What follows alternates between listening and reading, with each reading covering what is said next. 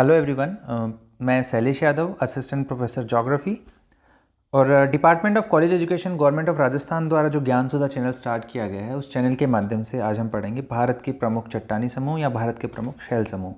तो स्टार्ट करते हैं इसको। स्टार्ट करने से पहले आपको पता होना चाहिए कि जो सेट या समुच्चय है या जो इकाइयाँ हैं सेलों के वर्गीकरण करने की, उसमें जो सबसे बड़ा वर्ग है उसको हम कहते हैं समूह। उससे जो छोटा है उसको हम कहेंगे सिस्टम या क्रम, और उससे जो छोटा सूक्ष्म विभाग है उसको हम कहेंगे उपक्रम या श्रेणी, या जिसको कहते हैं हम सीरीज।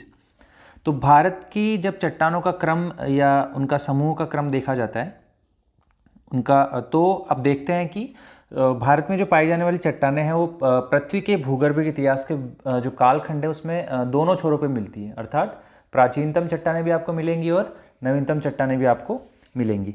तो जैसा कि आप देखते हैं कि जो प्रायद्वीपीय भारत है वहाँ पर आपको आर्कियन युग की चट्टानें मिलेंगी जो प्राचीनतम चट्टानें हैं। इसके अलावा जो नवीनतम चट्टानें हैं वो आपको देखने को मिलेंगी मैदानी भागों में, जो क्वार्टनरी या चतुर्थक कालखंड या चतुर्थक एज की चट्टानें हैं।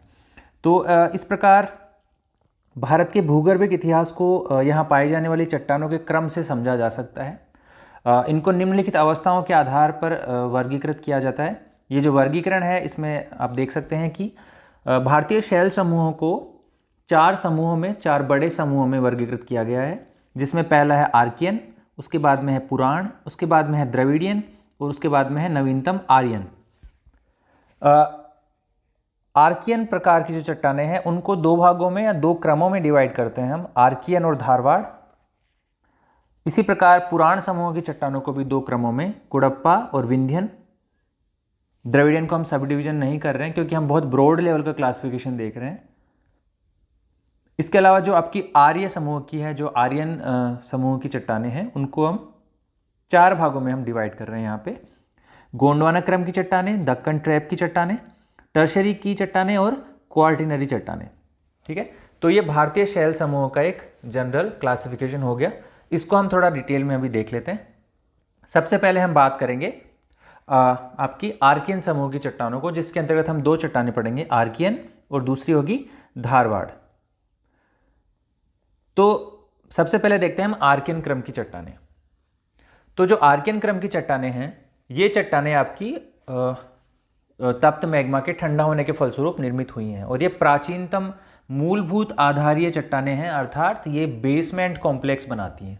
ठीक है, they are the oldest and form the base of the new layers. तो इसको बोलते हैं बेसमेंट कॉम्प्लेक्स बनाने वाली चट्टानें होती हैं। ये ध्यान रखने की बात है कि ये जो चट्टानें हैं इनका जो फॉर्मेशन का जो टाइम है वो 4 बिलियन साल पहले का है, अर्थात प्री कैम्ब्रियन युग के पहले की चट्टानें हैं। ये अत्यंत पुरानी चट्टानें हैं ये। ठीक है, इतनी पुरानी है कि वर्तमान में इनका रूपांतरण हुआ है और इनका जो मौलिक रूप है वो नष्ट हो चुका है।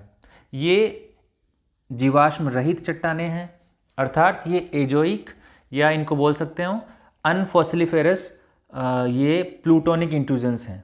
अनफॉसिलिफेरस हैं, प्लूटोनिक इंट्रूजन्स हैं, क्योंकि ये तप्त मैग्मा के ठंडा होने के फलस्वरूप बनी है। ठीक है, साथ ही ये चट्टानें पूर्ण रूपेण रवेदार हैं, क्रिस्टलाइन हैं।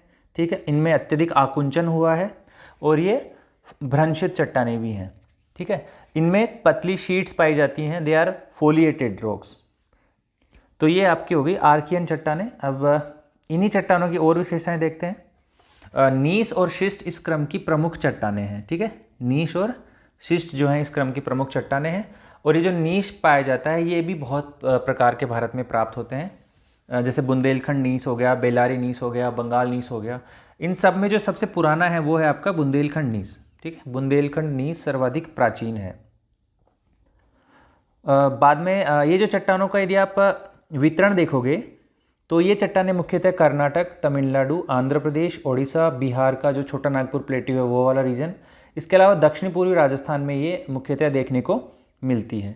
एक बात और नोट करने की यहाँ पर यह है कि ये महान हिमालय का आधारीय भाग बनाती हैं। जैसा कि मैंने कहा कि ये बेसमेंट कॉम्प्लेक्स बनाती हैं, तो ये महान हिमालय का आधारीय भाग इन चट्टानों द्वारा ही निर्मित है। इन चट्टानों की इकोनॉमिक इंपॉर्टेंस देखोगे या इनका जो आर्थिक व्यवहार्यता देखोगे तो आर्कियन चट्टानों में अनेक धात्विक और अधात्विक खनिजों की प्रचुरता पाई जाती है।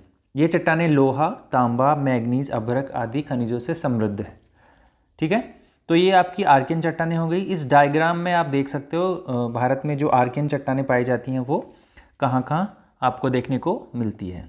तो ये जो शेडेड एरिया है ये आपका आर्कियन चट्टानों का पाए जाने का स्थान है। इसके बाद में आर्कियन चट्टानों का जो दूसरा क्रम है वो है आपका धारवाड़ क्रम की चट्टानें। ठीक है, तो धारवाड़ क्रम की जो चट्टानें हैं वो क्या हुआ है, जो आर्कियन क्रम की चट्टानें हैं ना, उनके अपर्दन और निक्षेपण के फलस्वरूप ये बनी है। तो इनका जब आप वितरण देखोगे तो ये आपको आर्कियन चट्टानों का जो क्षेत्र है उसके आसपास दिखाई देंगी। ठीक है, धारवाड़ क्रम की चट्टानें यदि आप इनका एज लोगे तो ये 4 बिलियन से लेके 1 बिलियन साल के बीच में बनी है। ठीक है, एक और करेक्टर है इनका, दे आर हाईली मेटामॉर्फोस्ड। ये मेटामॉर्फस है हाईली, ये प्राचीनतम परतदार चट्टानें हैं जिनका अत्यधिक रूपांतरण और विरूपण हुआ है। ठीक है, तो ये रूपांतरित चट्टानें आपको यहां पर देखने को मिलती हैं। ये भी एजोइक हैं, इनमें भी जीवाश्म नहीं पाए जाते हैं। इसके अलावा इस क्रम की चट्टानों का मुख्य विस्तार आप देखोगे तो धारवाड़ और शिमोगा में है।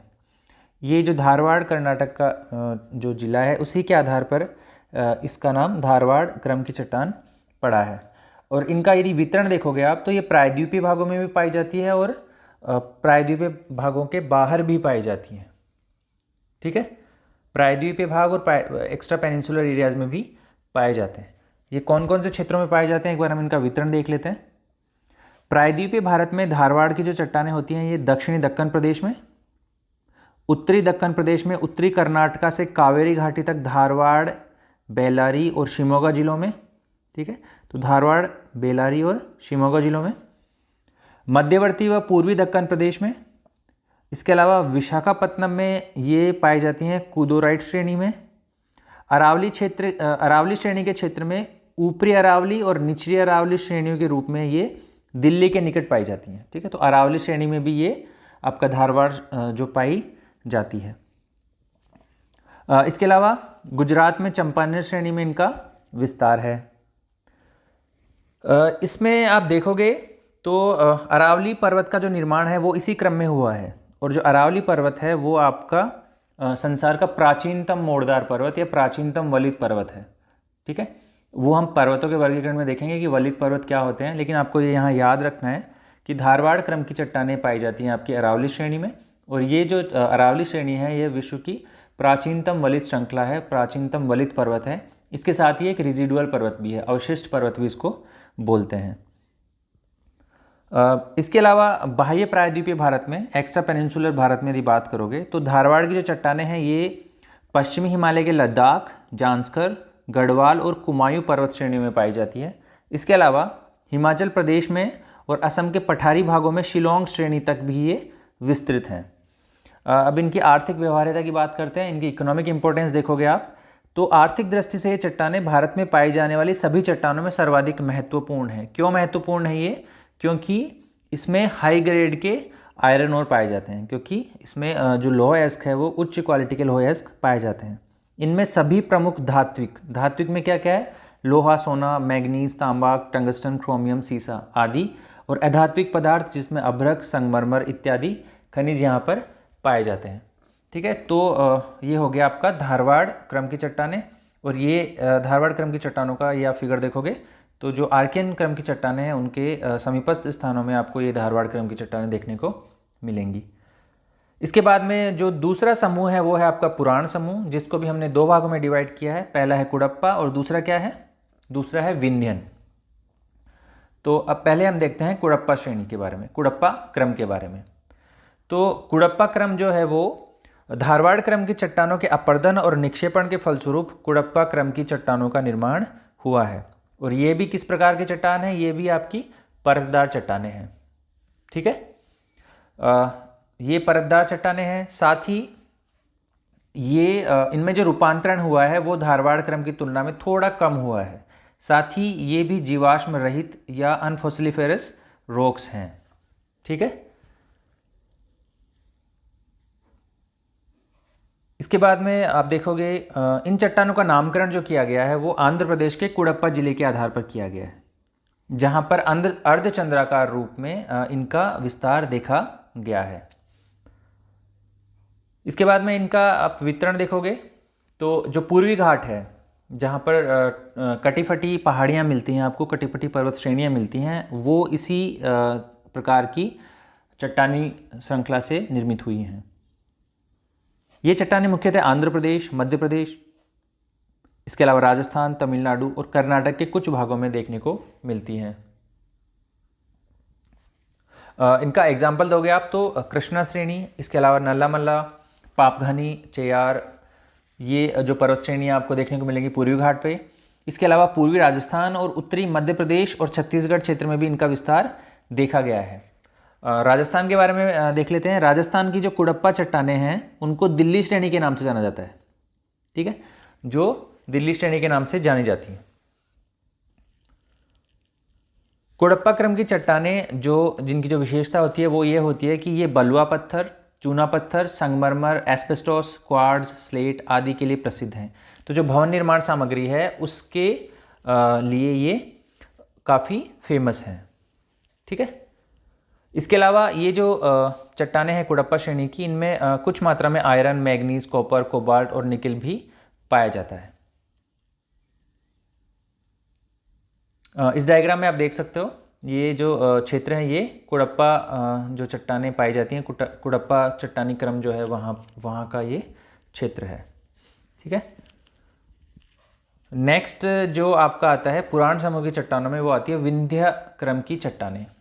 तो जो विंध्य क्रम की चट्टानें हैं इनका निर्माण कुडप्पा चट्टानों के निर्माण के पश्चात हुआ है, ठीक है।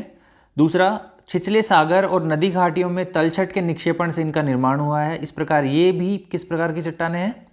परतदार चट्टानें हैं। इसमें आप देखोगे कि अभी तक कहीं किसी भी प्रकार के चट्टानी समूह में हमने ये नहीं कहा कि वहाँ पर जीवाश्म मिले हैं, लेकिन जो विंध्यन क्रम की चट्टानें हैं वहाँ पर सूक्ष्म जीवों के जीवाश्म होने के प्रमाण हमें देखने को मिलते हैं।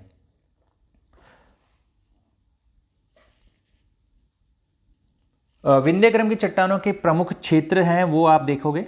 सबसे पहले सोन नदी घाटी, सोन नदी की घाटी में सेमरी सीरीज है या सेमरी श्रेणी है, वहाँ ये मिलता है।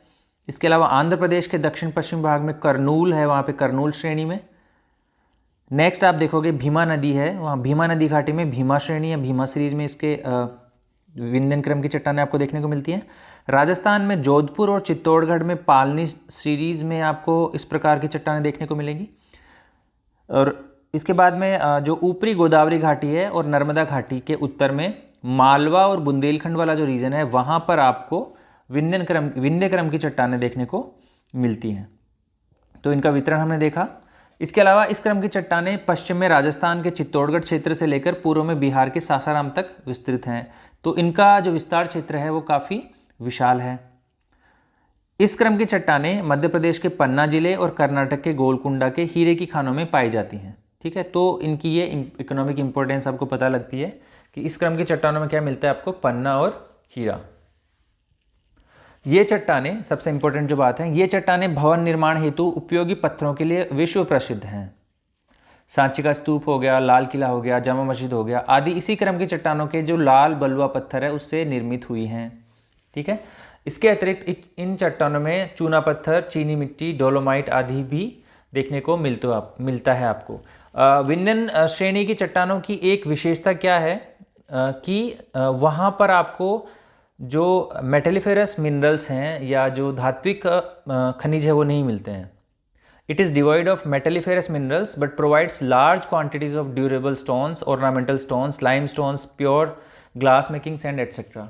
मतलब यहाँ पर जो भवन निर्माण उपयोग हेतु जो पत्थर वगैरह मिलते हैं वो पाए जाते हैं, लेकिन यहाँ पर फॉसिली जो आपके मेटेलिफेरस मिनरल्स हैं या जो धात्विक खनिज है वो यहाँ पर नहीं मिलते हैं। तो कई बार ये डिफरेंस पूछा जाता है विंध्यन सीरीज़ में और जो कुडप्पा सीरीज़ में। तो एक मेन डिफरेंस इनमें यह है कि कुडप्पा में आपको मिलते हैं जो मेटेलिफेरस मिनरल्स मिलते हैं, लेकिन आपको विंध्यन सीरीज़ में ये नहीं मिलते हैं। तो ये आपको पता होना चाहिए। इसके बाद में ये आप देख सकते हैं इसका डायग्राम। अच्छा, जो विंध्यन समूह है, विंध्यन जो आपका क्रम की चट्टाने हैं, इसका जो नाम डिराइव हुआ है वो आपका विंध्यन जो श्रृंखला है उससे डिराइव हुआ है। इसके बाद में तीसरा जो समूह है वो है द्रविडियन रॉक सिस्टम या द्रविडियन समूह की चट्टाने, और इनका जो फॉर्मेशन का फेज है वो लगभग 600 से लेकर 300 मिलियन वर्ष पुराना है। द्रविडियन समूह की चट्टानें जीवाश्म युक्त होती हैं, सबसे बड़ी बात। इस समूह की चट्टानें प्रायद्वीप के बाह्य भागों में मिलती हैं, एक्स्ट्रा पेनिनसुलर एरिया में मिलती हैं। ये चट्टानें हिमालय में निरंतर क्रम में आपको दिखाई देती हैं। इनका वितरण जो है कश्मीर के बारामूला और अनंतनाग जिलों और पीर पंजाल क्षेत्र जो है वहाँ पर, इसके अलावा हिमाचल प्रदेश के स्पीति आदि में भी ये देखने को मिलता है। इस क्रम की चट्टानों की जो विशेषता है वो ये है कि यहाँ पर क्वार्ट्जाइट, कोयला, बलुआ पत्थर, शैल और चूना पत्थर आदि प्राप्त होते हैं। ठीक है, ये जो चट्टानें हैं ये सेडिमेंट्री रॉक से मिलती हैं और यहाँ पर अबंडेंट फॉसिल्स मिलते हैं, ये फॉसिलिफेरस हैं, यहाँ पर जीवाश्म आपको मिलते हैं जैसे कि मैंने आपको पहले बताया। अच्छा, सबसे इम्पोर्टेंट चीज़ जो यहाँ पर ध्यान देने की है कि ये, हालांकि इनका नाम है द्रविडियन समूह की चट्टानें, लेकिन ये आपके एक्स्ट्रा पेनिनसुलर रीजन में मिलती हैं। बेसिकली जो आपका हिमालय और गंगा प्लेन है वहाँ पर मिलती हैं, और ये बहुत ही रेयरली मिलती है पेनिनसुलर इंडिया में, and they are very rare in peninsular areas. तो ये याद रखने का है फैक्ट है कि जो द्रविडियन समूह की चट्टानें हैं वो मुख्यतः आपको एक्स्ट्रा पेनिनसुलर रीजन या जो प्रायद्वीपीय क्षेत्र उसके बाहरी भागों में देखने को मिलती है। ये सेडिमेंट्री रॉक्स हैं और यहाँ पर फॉसिल्स आपको देखने को मिलते हैं। अब देखते हैं आर्य समूह की चट्टानें, जो नवीनतम समूह है। उसमें हम 4 समूह पढ़ेंगे। उसमें है गोंडवाना लैंड, गोंडवाना क्रम की चट्टानें।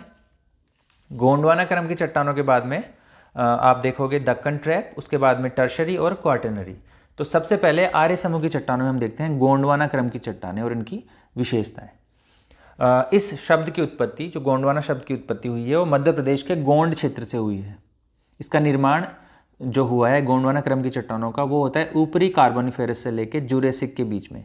मोटे तौर पर आपको हो तो कार्बोनिफेरस से लेकर जुरेसिक के बीच में इन चट्टानों का निर्माण हुआ है। ठीक है,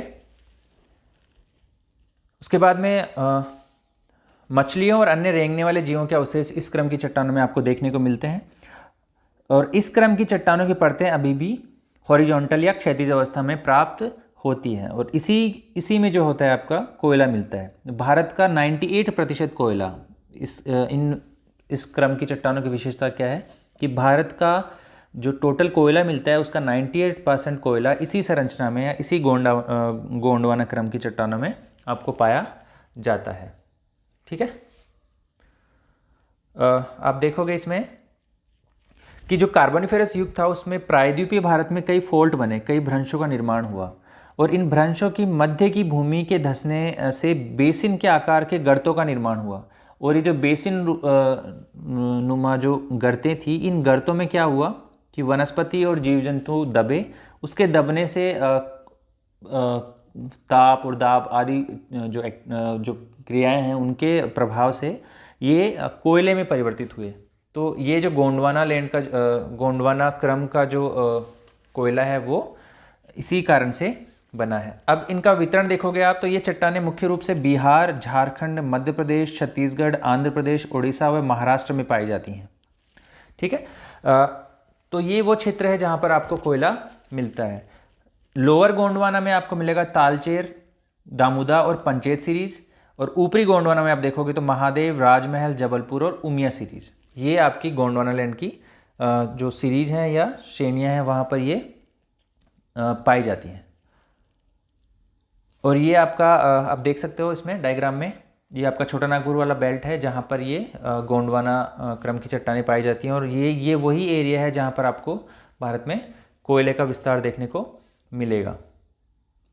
ठीक है, इसके बाद में नेक्स्ट देखते हैं आर्यन समूह की चट्टानों में जो दूसरा है वो है डेक्कन ट्रैप।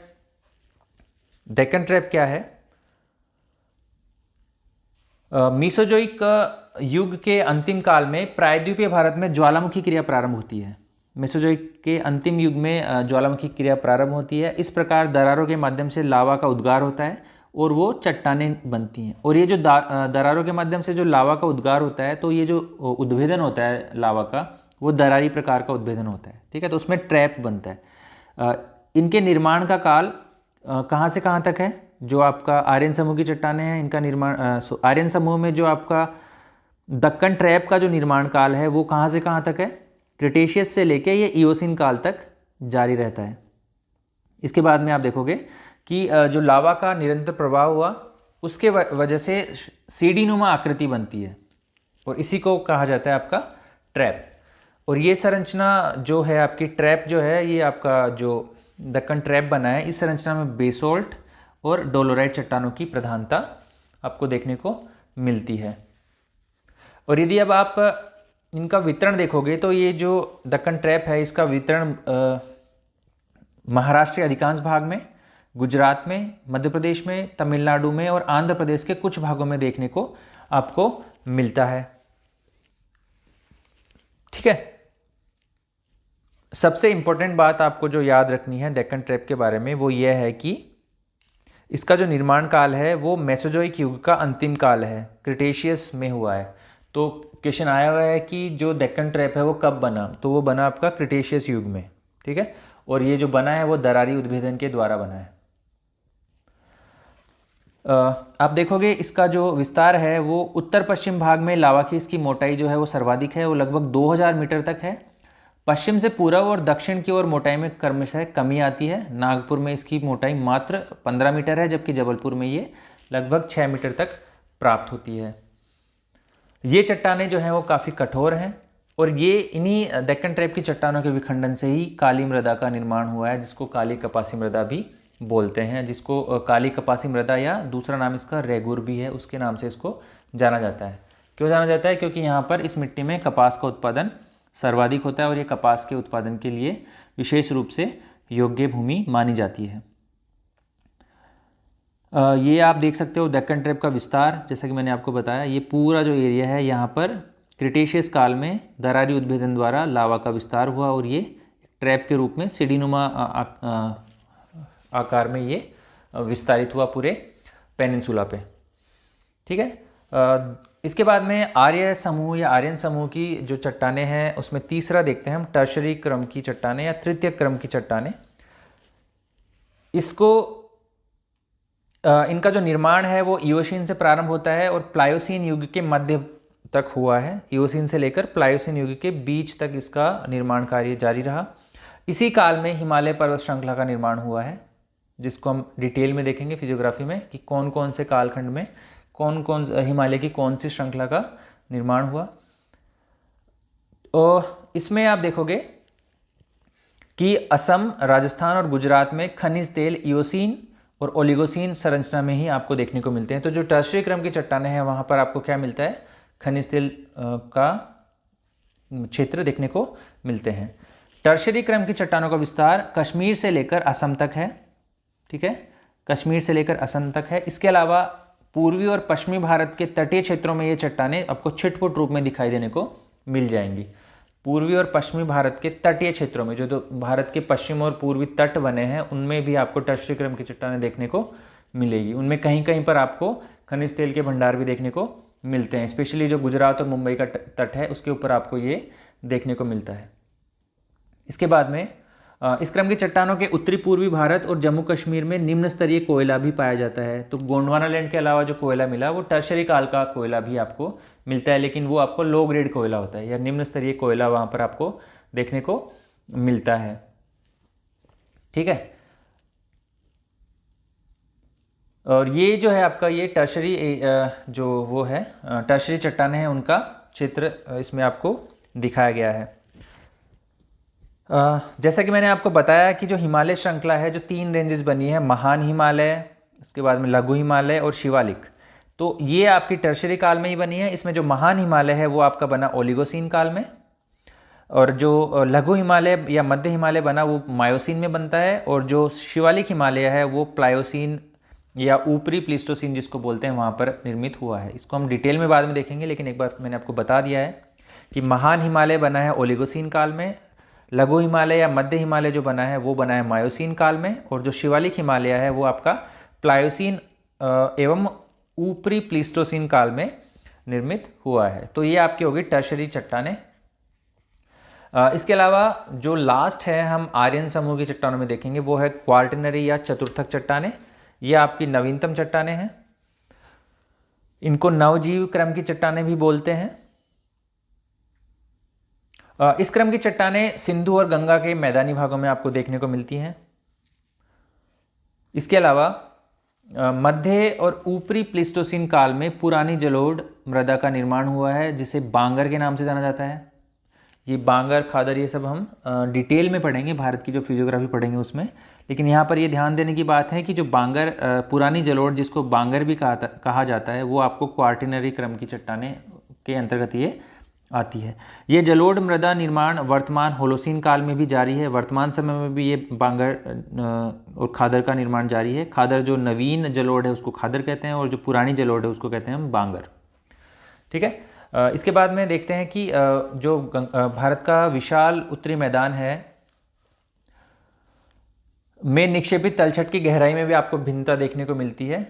हिमालय की तरफ इसकी गहराई अधिक है और प्रायद्वीपीय पठार की तरफ यदि हम जाते हैं तो उसकी गहराई में निरंतर कमी हो जाती है। तो जो हिमालय फुटहिल्स है या जो तराई वाला क्षेत्र है, उधर आप देखोगे हिमालय जो महान जो मैदान है, ग्रेट प्लेन्स ऑफ इंडिया है, उसकी गहराई ज़्यादा है। और जैसे जैसे हम आगे जाते जाएंगे प्रायद्वीपीय पठार की तरफ, वहाँ पर इसकी गहराई आपको कम मिलती जाएगी। इसके बाद में सतलज, नर्मदा, ताप्ती, कृष्णा, गोदावरी आदि नदी घाटियों में भी जो आदि नदी घाटियाँ, इसके साथ ही जो तटीय क्षेत्र हैं, पश्चिम और पूर्वी दोनों तट हैं, वहाँ पर भी जो निक्षेप पाए जाते हैं वो आपके किस निक्षेप के हैं, किस क्रम के निक्षेप हैं? वो आपके क्वार्टिनरी निक्षेप या चतुर्थक निक्षेप हैं। ठीक है। इसके बाद में जो कश्मीर घाटी का निर्माण है वो भी आपका प्लीस्टोसीन काल में हुआ है। ठीक है। इसमें एक इम्पोर्टेंट चीज़ ये है कि यहाँ पर करेवा के निक्षेप पाए जाते हैं।